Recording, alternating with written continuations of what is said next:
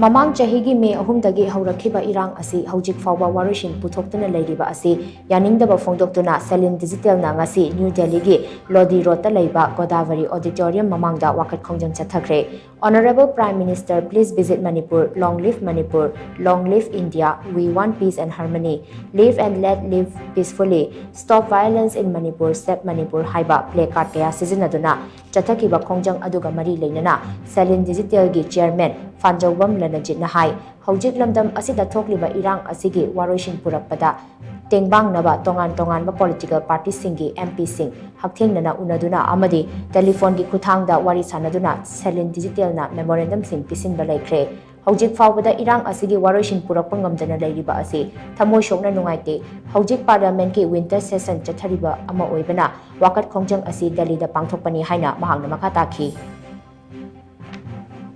ngasi phaobada hairiba conflict sina maram oidana aikoida economy da education sector khudingmakta section khudingmakta awaba pidana lakpa praja sing asi akoi miyamna khangi madudi global gi oina tawkiba covid-19 ki pandemic marak dudasu asukimati waraga khatin safarakpa matamdadi amuk 2023 gi third May dagi laiba asikuba common conflict ase waroisin ma puraktana leiba se akoi as a praja amoina akoida asukimati nungaitaba adu feel tawe aduna masi atuba matamda state government amadi central government masi lowriba initiative sidagi ahen initiative lowraga kari karamba ground masi loisan ba yagadagi haiba potu pame